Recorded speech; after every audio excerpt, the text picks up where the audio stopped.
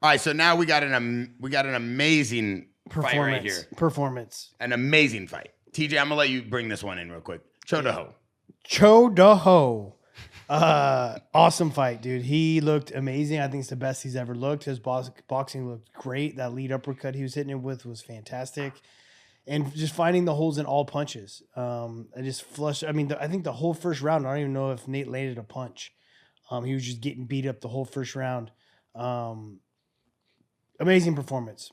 I'm very impressed with Daho's his striking. Yeah, I thought he could have ended the fight in the first round. I think he was just like, I think he was dragging it out on purpose almost because he could have finished just having fun.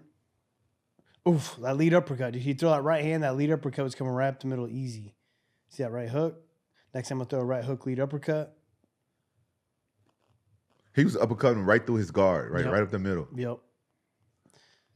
Good job. Good job doing his jab high and low, jabbing the body, coming upstairs with it. I thought it was a wonderful performance. You think Korean Zombie was his sparring partner? He was in his corner. I'd imagine so. He was in his corner. Yeah, he was in his corner.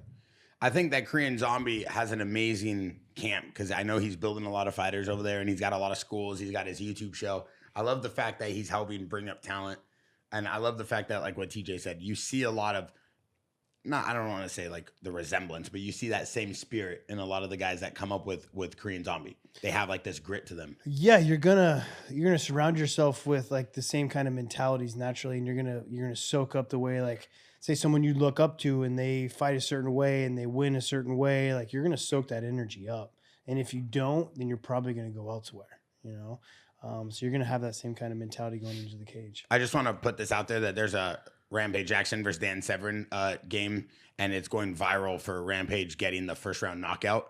And it's got 200,000 views. And I know Rampage was upset right now that we showed him losing. So I found an episode where he's winning. This is good. I always wanted to fight Dan Severn. Did you know that? Did you guys know that? Bro, he's one of the most winningest fighters ever. I wanted to fight Dan Severn because I fought for Dan Severn years ago, early on in my career. Yeah. And I was supposed to lose, I guess. And I fucked this guy up. And all I wanted was the tape. You keep dropping him, dude. I would have fucked Dan Severn old ass up. Look at that.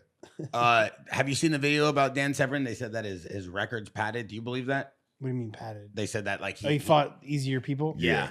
I mean, probably. It's very early on in the sport. Bro, I can be a witness to that. He fought one guy that used to train with me in Memphis. He used to train with us in Memphis, and the guy is like a jiu-jitsu guy. He's not real like a fighter. He get those amateur level fighters 2 weeks notice, and Dan Severn would just maul them.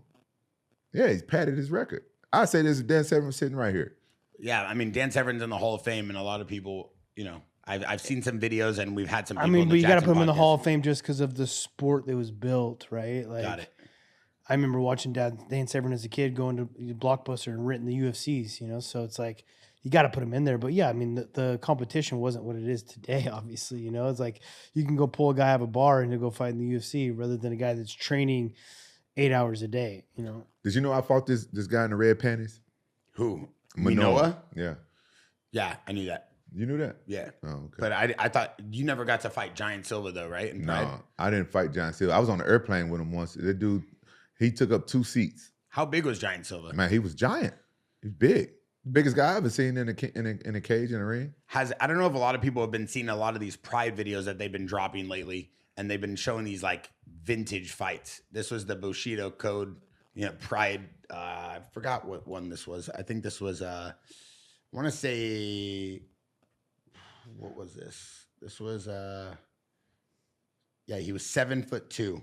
Paulo Caesar, Giant Silva, in his 7th and final Pride appearance. Bro, he was big. Bro, he was versus big. Manoa. He was wide and he was big. I mean, TJ, if you had to fight a guy that big, what would you have done? Shoot through his legs and try to take him down from the back. Look how slow he is. Jesus. Would you have fought a guy that big? And if you were fighting in Pride, you know, they like those crazy mixed yeah, I mean, if that's your goal, right? Like if you're fighting in that time, yeah, for sure. How much they would have to pay you to fight somebody that big? Like right now? I understand what I'm saying. Like, I mean, look how easy he fell down, though. Yeah. The guy can't even walk. Yeah. What would your price be? To fight him right now? Yeah. Well, I'd like to get paid well, but I'll fight him for a couple $100,000. What? Oh my God. What? I mean, look, he just fell down. He can fall on you, but you didn't know this. Well, you probably did know. I would watch some tape on him and be like, yeah, I'll fight that guy.